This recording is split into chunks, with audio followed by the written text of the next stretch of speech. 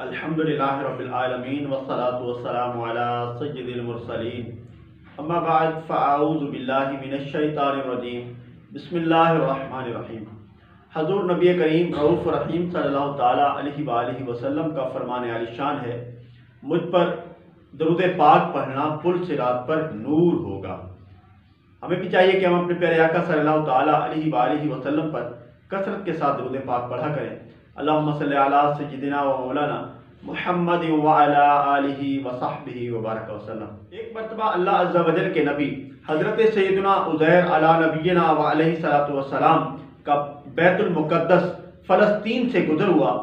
آپ علیہ السلام کا زاد راہ یعنی سفر کا سامان ایک برتن کھجور اور ایک پیالہ انگور کا رس تھا، نیز آپ ایک دراز گوش پر سوار تھے۔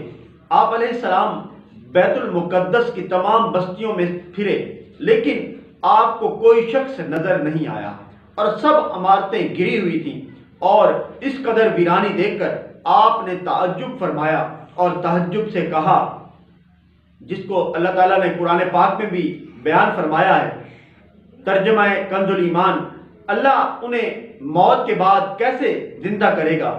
یہ فرمانے کے بعد آپ علیہ السلام نے اپنی سواری کسی جگہ باندھی اور آرام کی غرض سے لیٹ گئے۔ یہ صبح کا وقت تھا۔ اس دوران آپ کی روح قبض کر لی گئی اور آپ 100 سال کی نیند سو گئے، نیز آپ کا دراز گوش بھی مر گیا۔ دراز گوش گدھے کو کہتے ہیں۔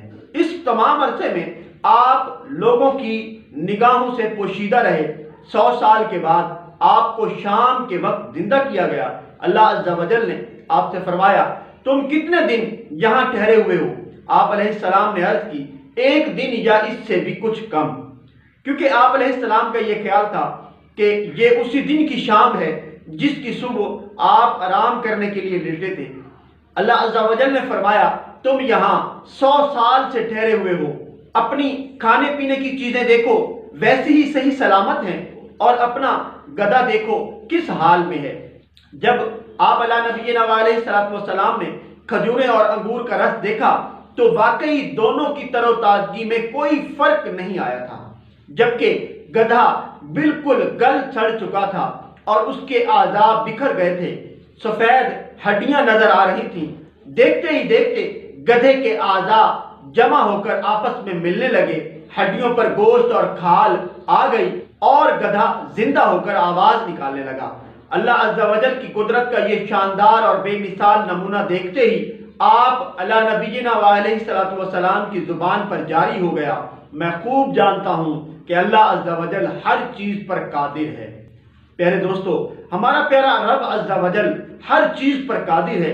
جس طرح اللہ عز و جل نے 100 سال بعد نہ صرف حضرت سیدنا عزیر علی نبینا علیہ السلام کو دوبارہ اٹھایا بلکہ آپ کے گدھے کو بھی زندہ کیا، اسی طرح بروز قیامت اللہ عز و جل ہم سب لوگوں کو حساب کتاب کے لیے زندہ فرمائے گا۔ عربی مقولہ ہے کہ نیند بھی ایک طرح کی موت ہے۔ ہمیں چاہیے کہ جب بھی سونے لگے تو توبہ کر کے سوئیں، کہیں ایسا نہ ہو کہ آنکھ ہی نہ کھلے اور ہمیشہ کے لیے سوتے ہی نہ رہ جائیں۔ ذہن نصیب ہم روزانہ سونے سے پہلے 2 رکعت نماز نفل صلاۃ التوبہ ادا کر کے توبہ کرنے والے بن جائیں۔